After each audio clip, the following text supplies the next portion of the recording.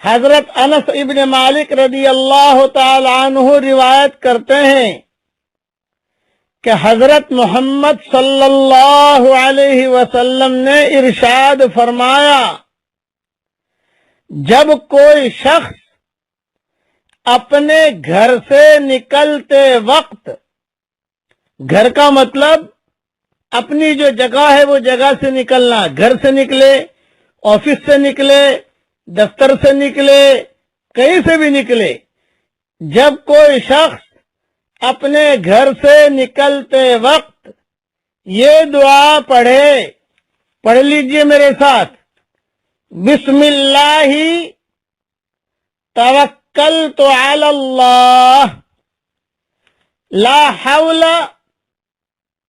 ولا قوت الا باللہ۔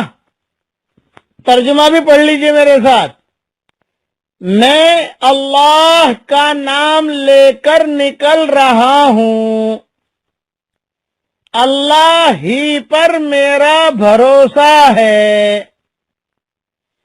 کسی خیر کے حاصل کرنے یا کسی شر سے بچنے میں کامیابی اللہ ہی کے حکم سے ہو سکتی ہے۔ یہ ترجمہ ہو گیا۔ اب اس کی فضیلت سنیے، جب آدمی یہ دعا پڑھتا ہے، چاہے عربی میں پڑھے چاہے اس کا ترجمہ پڑھے، تو اس وقت فرشتے کہتے ہیں، نمبر 1، تمہارے کام بنا دیے گئے، نمبر 2، اور تمہاری ہر شر سے اور برائی سے حفاظت کی گئی، نمبر 3، شیطان نامراد ہو کر، مایوس ہو کر اس آدمی سے دور ہو جاتا ہے۔ سبحان اللہ، ترمذی کی یہ حدیث ہے۔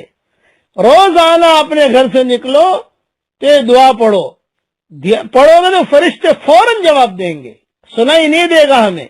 بعض سلف صالحین کا مقولہ ہے، ہم ہمارے گھر سے نکلتے تھے، یہ دعا پڑھتے تھے، فرشتوں کا جواب بھی ہم سنتے تھے۔ اپنے بچوں کی عادت ڈالو، بچیوں کی عادت ڈالو، بیٹا یہ دعا پڑھ لو اور گھر میں یہ عادت رکھو۔ تھوڑے سے تشریح سن لیجئے۔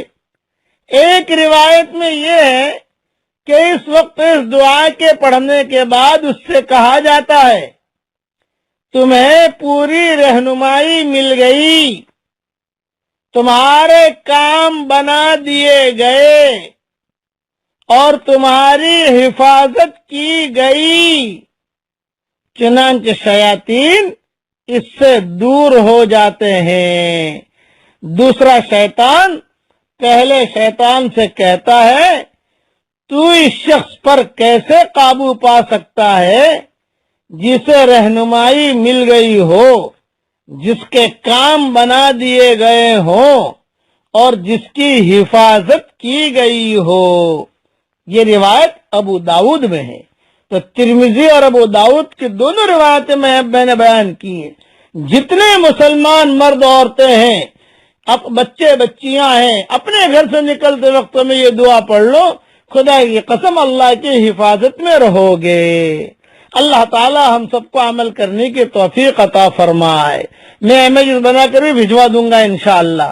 اب دعا کرتا ہوں، اے اللہ تو ہم سب کو تقوی کا لباس پہنا دے، اے اللہ تو ہم سب کو حفاظت کا لباس پہنا دے، اے اللہ تو ہم سب کو صحت کا لباس پہنا دے، اے اللہ تو ہم سب کو عافیت کا لباس پہنا دے، اے اللہ تو ہم سب کو توکل کا لباس پہنا دے، اے اللہ ہماری آنکھوں میں تیری محبت کا سرما لگا دے اور ہمارے دل کے محرابوں میں تیری معرفت کا نور کوٹ کوٹ کے بھر دے۔ آمین آمین۔ والسلام علیکم ورحمۃ اللہ وبرکاتہ، وآخر دعوانا ان الحمد للہ رب العالمین۔